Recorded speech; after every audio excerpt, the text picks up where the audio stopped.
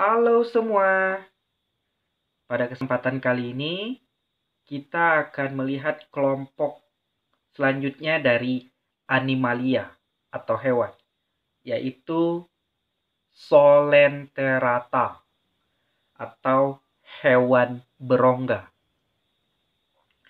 Solenterata ini dibagi menjadi dua kelompok. Yang pertama ada Cnidaria, kelompok Solenterata yang memiliki alat sengat.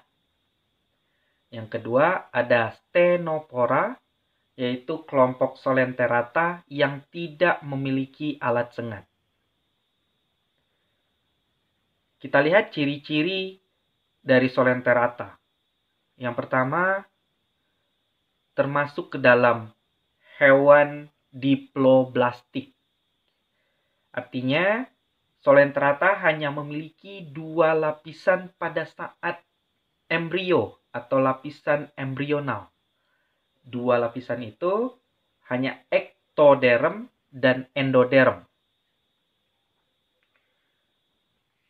Tubuh mereka itu berbentuk simetri radial. Jadi hanya memiliki bagian atas atau dorsal dan bagian bawah atau ventral. Alat pencernaannya berupa rongga tubuh mereka sendiri atau gastrovaskuler disebut dengan istilahnya. Respirasi dan ekskresi pada Solenterata itu terjadi secara difusi.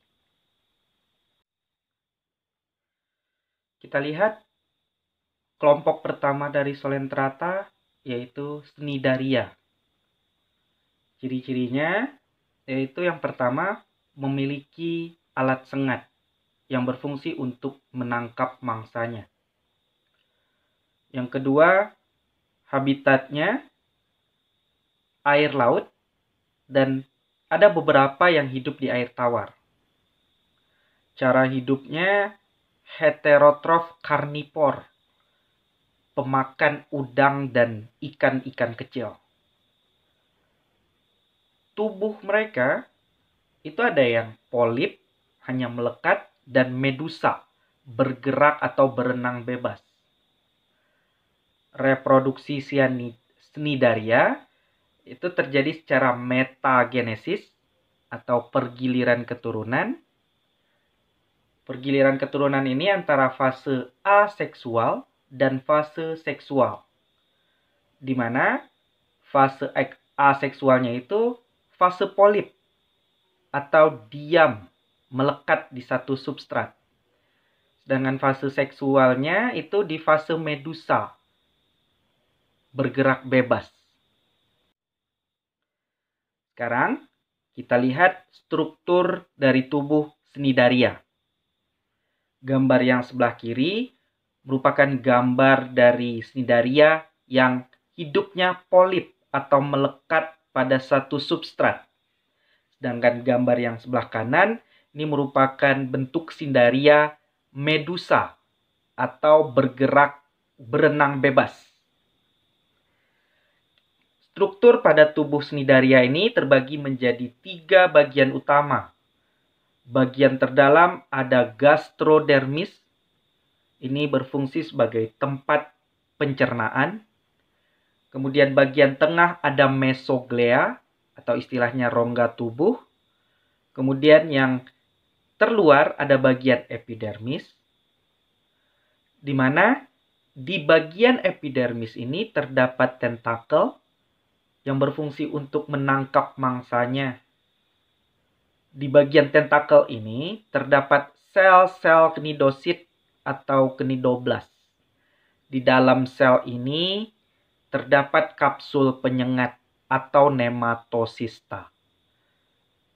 Struktur terakhir dari tubuh Cnidaria yaitu ada satu saluran yang berfungsi sebagai mulut dan juga anus. Kita bahas klasifikasi atau kelompok Cnidaria. Yang pertama ada hydrozoa. Hydrozoa ini hidup, ada yang soliter, sendiri-sendiri, dan ada yang berkoloni atau bergerombol. Habitatnya ada yang hidup di air tawar dan juga ada yang hidup di air laut. Siklus hidupnya terjadi dua fase, yaitu fase polip atau diam dan fase medusa atau fase bergerak bebas. Contoh dari spesiesnya yaitu ada Obelia dan Hydra. Kita lihat metagenesis dari hidrozoa. Yang salah satu contoh spesiesnya yaitu Obelia dan Hydra. Pertama, ada medusa jantan yang menghasilkan sperma. Kemudian ada medusa betina yang menghasilkan ovum. Sperma dan ovum ini mengalami fertilisasi membentuk zigot. Kemudian zigot akan tumbuh menjadi larva planula, di mana larva ini memiliki alat gerak yang disebut dengan silia atau rambut getar. Selanjutnya larva planula akan berkembang menjadi koloni muda. Ini sudah masuk ke dalam fase polip atau diam, melekat pada satu substrat. Kemudian koloni muda ini berkembang menjadi koloni dewasa.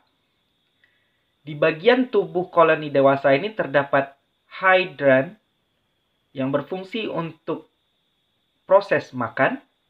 Kemudian ada gonangium yang berfungsi untuk organ reproduksi, di mana gonangium inilah yang akan menghasilkan medusa jantan dan medusa betina. Kita lihat kelompok Cnidaria yang kedua, yaitu Scyphozoa. Kelompok ini bentuknya seperti mangkuk, habitatnya air laut, siklus hidupnya fase polip dan fase medusa, di mana fase medusa lebih menonjol.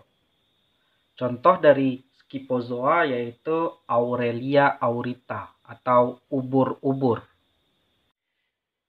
Sekarang kita lihat metagenesis atau reproduksi dari Aurelia aurita atau nama lainnya ubur-ubur.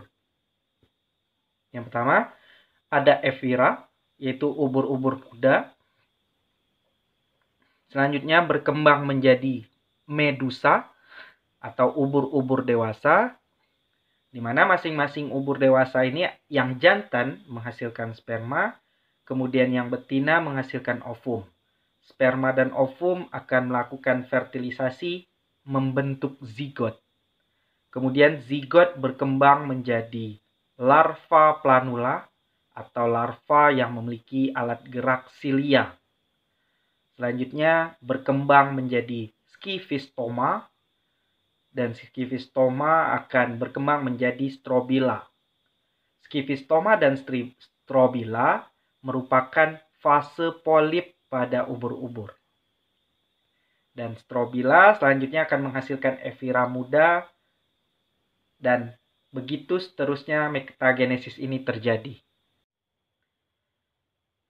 Selanjutnya, klasifikasi dari Cnidaria yaitu ada kelompok Cubozoa.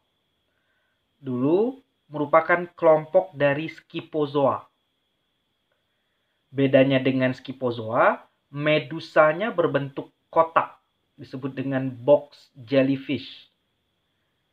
Disebut juga dengan ubur-ubur sejati. Contoh spesiesnya yaitu Malokingi. Klasifikasi terakhir pada kelompok Cnidaria yaitu Anthozoa. Anthozoa ini, Antho artinya bunga, zoa artinya hewan. Jadi bentuknya seperti bunga. Habitatnya hidup di air laut. Siklus hidupnya hanya mengalami fase polip saja. Contoh spesiesnya yaitu ada Metridium atau anemon laut. Kelompok kedua dari Solenterata ada Stenopora atau ubur-ubur sisir. Stenopora tidak memiliki alat sengat. Alat untuk menangkap mangsanya menggunakan koloblast atau sel perekat. Tentakelnya hanya berjumlah sepasang. Contoh spesies dari Stenopora yaitu Martensia ovum. Cnidaria dan Stenopora masuk ke dalam kelompok Solentrata. Menurut teori evolusi, mereka berdua ini termasuk ke dalam evolusi konvergen.